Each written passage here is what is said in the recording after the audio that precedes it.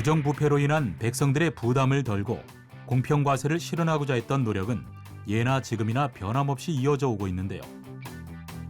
공평과세 실현을 위한 조선시대 양대 조세개혁, 공법과 대동법에 대해 알아봅니다.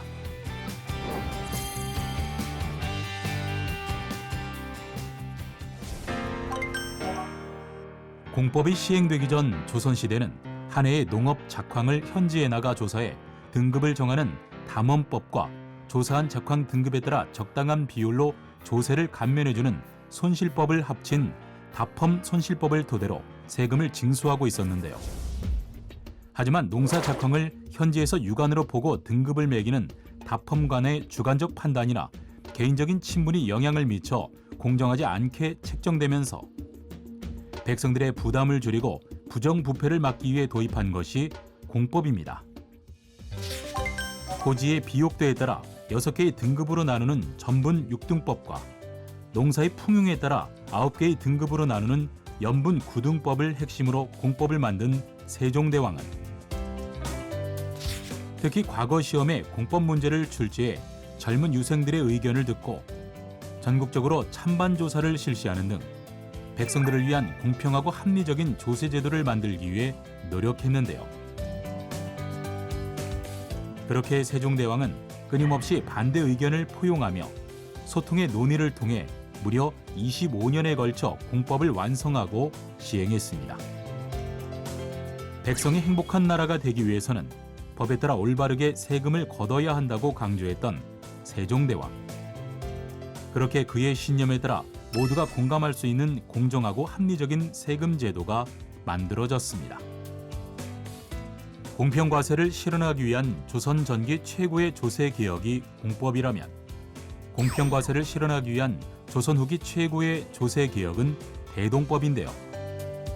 조선시대 지방 특산물로 납부하던 공물을 쌀로 통일해서 납부하게 한 대동법은 호별로 부과하는 방식에서 부과 단위를 토지 결수에 둠으로써 땅을 적게 소유한 지주에게는 세금 부담을 적게 하고 땅을 많이 소유한 지주에게는 세금 부담을 크게 하면서 재산과 수익에 비례하는 공평한 조세 체계를 확립했다고 볼 수 있습니다. 대동법이 시행되기 전 지방의 특산물을 국가에 바치는 공납은 빈부에 상관없이 동일한 비율의 특산물을 부담해야 했기 때문에 가난한 사람들에게 더 혹독한 조세 제도였는데요. 특히 생산에 차질이 생기거나 자연재해로 피해를 입은 경우에도 반드시 특산물로 공물을 바쳐야 할 뿐만 아니라 해당 거주지에서 생산되지 않는 특산물을 관청에서 공물로 요구하면서 다른 지역에서 해당 특산물을 구해와서 바쳐야 하는 일이 벌어지기도 했습니다. 상황이 이렇게 되자 관리나 상인이 백성을 대신해 특산물을 나라에 바치고 그 대가를 몇 배씩 가중해 백성에게 받아내는 방납이 성행하게 됐는데요. 그렇게 방납으로 백성들의 부담은 한층 더 가중됐는데요. 이러한 공납의 폐단을 없애고 백성들의 부담을 덜어주기 위해 도입한 제도가 바로 대동법이었습니다. 특히 대동법의 시행은 사회 전반적으로도 많은 변화를 불러일으키게 되는데요. 먼저 대동법의 시행으로 특산물이 쌀로 대체되자 관청에서는 필요한 물품을 공인을 통해 시장에서 구매했는데 이는 공인의 활동이 활성화되는 시초가 되었습니다. 또한 공인의 활동이 활성화됨에 따라 조선의 상공업 발달을 불러왔는데요. 상공업이 발전하면서 덩달아 화폐 사용이 활발해지고 이는 상공인층이 사회적으로 성장하는 계기를 마련하게 되기도 합니다.